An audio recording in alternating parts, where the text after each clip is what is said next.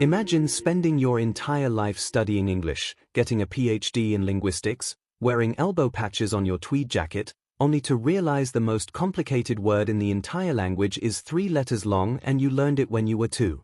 Let's play a game. What word in the English language has the most definitions? If you guessed anti-disestablishmentarianism, congratulations, you're trying too hard, and also, you're wrong. That word basically just means being against the people who are against the church. Simple. Boring. Move on. If you asked your grandparents this question, assuming your grandparents are dictionary enthusiasts who hang out at spelling bees, they'd probably smugly tell you the answer is the word set. And for a really long time, they would have been perfectly right. In the 1989 edition of the Oxford English Dictionary, which is basically the Supreme Court of words, but with more paper cuts, the word set had 430 distinct meanings. You can set a table, set a record, buy a set of golf clubs, watch the sunset, or set a trap for the neighborhood raccoon that keeps eating your garbage. It was the undisputed heavyweight champion of the dictionary. But the English language is a living, breathing thing. Which is just a polite way for linguists to say it's a chaotic mess that makes absolutely no logical sense and is actively hostile to anyone trying to learn it.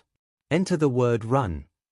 During the latest massive overhaul of the Oxford English Dictionary, run completely obliterated set to take the crown. The word run now has an absolutely mind-boggling 645 distinct meanings. Yes, 645. If you tried to memorize one definition a day, it would take you nearly 2 years, by which point you'd probably just give up and move to a country that speaks a sensible language, like Esperanto, or maybe binary code. Let's just take a second to think about how ridiculous this is. You can run a marathon, which makes sense. That's using your legs to move fast, usually while paying a weirdly high entry fee to get a cheap t-shirt. But you can also run a business, which hopefully involves less physical sweating, unless your business is selling treadmills. A river can run. You can have a run in your tights. You can run a fever, run for office, or run out of milk. A Broadway play can have a theatrical run. You can hit a home run. You can even run your mouth, which is exactly what I'm doing right now. In fact, run is so deeply, aggressively complicated that the entry for it in the dictionary is 90,000 words long. Just the definition. For context, that means the dictionary explanation of the word run is roughly the exact same length as the entire novel of The Hobbit. J.R. Tolkien invented multiple fake languages, an entire mythology, and a terrifying flaming eyeball, all in the exact same amount of space it takes professional English writers to explain a 3-letter word. If you read the dictionary definition of run out loud at a normal speaking pace, it would take you 10 hours. It's essentially a very boring, very confusing audiobook. But here is the interesting twist. Why did run suddenly sprint past set? It wasn't just a random accident, and there wasn't a shadowy cabal of dictionary writers placing bets in a back room. It's actually a direct reflection of how human civilization has fundamentally changed over the last 150 years. You see, set is a very static word. It belongs to an agricultural, manual labor kind of world. You set the seeds in the dirt. You set the jelly in a jar.